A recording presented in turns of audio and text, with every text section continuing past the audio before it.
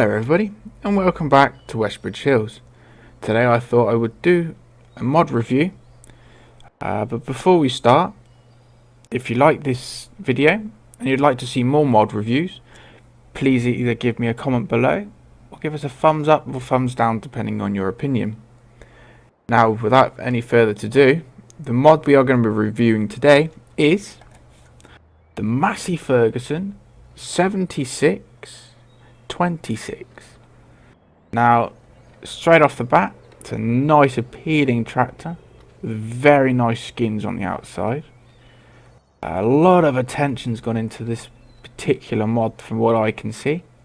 As you can see, I've got the back window open on this one. There are other configurations which I'll come to when you get into the cab. Now, wheelbase we'll start with first, I think. Now, you can have your standard four-wheel tractor, or you can have a dual track. Now, if you can have fronts and normal back, your back can be altered, and you can have front. And it's up to you. There's about 3 different configurations. That's all done on the keypad, for the number keypad, with number 8 and 9, depending on if you've remapped your keys. Now, I personally use this one a lot on this farm. The creator, Smetty, I think is how you pronounce his name, or is it Smeety? I'm not quite sure. It's done quite a bit of work on the textures on the outside. If we jump up in, you come to your IC for inside. We'll start with. Now, both your doors open and close. You'll notice then, if I reopen that door, you have a marker here. That's just to let you know that your door is open. That I think is a nice touch, because there's not a lot that do that I've seen. Obviously, I haven't seen all the mods as yet. Steering wheel, you can return back to the beginning, to the top, as if you were getting out. And you've also got a nice little sun visor, which I think is a very nice touch. To the right hand side of you have a GPS. Now, I don't use this, I have no need for it, but I don't know if there's a mod that goes with it, or if it's just there for aesthetics. But I do like the touch. I've seen these, and all this so far is pretty much as it is on the real thing. As we swing around, we have the back window, which also you can choose if you want open or closed, which if you're ploughing, I assume you'd have it open. If you know, please let me know. Now, the downside. I don't like doing downsides when it comes to looking at stuff, but it has to be done. The tractor has had that much work done. The only thing that really annoys me is how flat this panel here and this panel here look.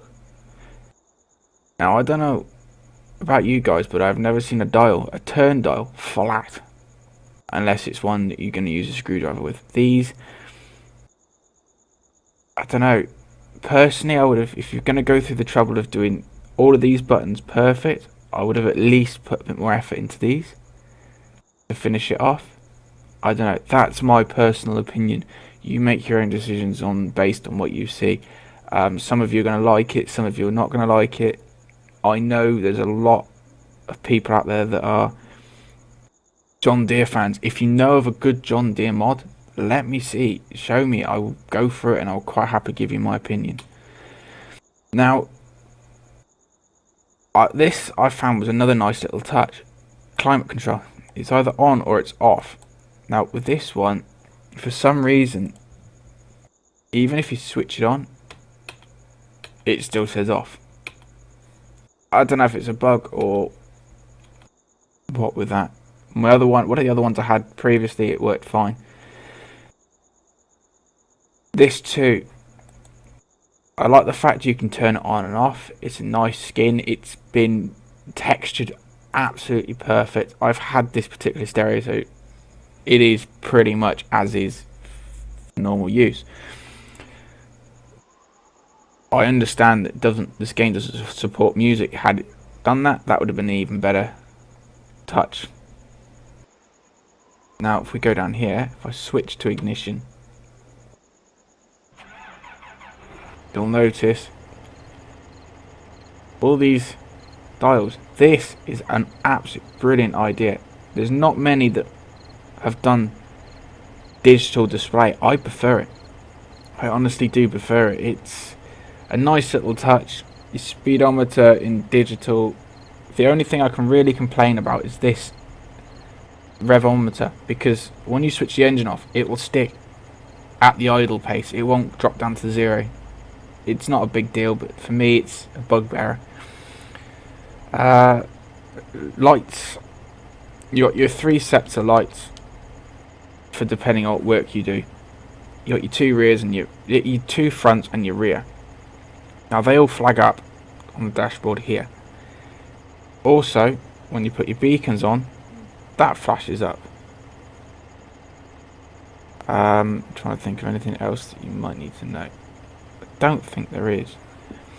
Right, moving on. The seat is a suspension seat. I will give you a quick demonstration of that shortly. I think for the moment that is pretty much it. So without further ado, I will see you on the field. Now we're at the field. We'll show you the suspension seat in action. Now, for the purpose of this, I think I'll take those wheels off. Now, I have got rough terrain on, hence why I've come to the field. It's going to show the bumps better. Now, if we can get it to work, see if we can get the guy on the suspension seat to move. Now, that's quite a nice touch, how he's there, but, you know. Right, let's make a move. As you can see, the suspension seat works pretty good. And even when you're in it, and it works, you know it's working. I like the fact the cab moves as well. That's a nice little touch. Inside, as you can see, everything seems to be moving as it would if you were going across a field. I would at least try it if it was me. It's well worth its money from the garage. Now if we go into the store, go across to mods. There we go. One too many, but we'll go through this way. It's £125 and £125,536. Christ, if it was £125, I think we'd all be buying one. Yeah, so it's 125,536 with 260 horsepower, 191 kilowatts. Now, PTO speed slightly different.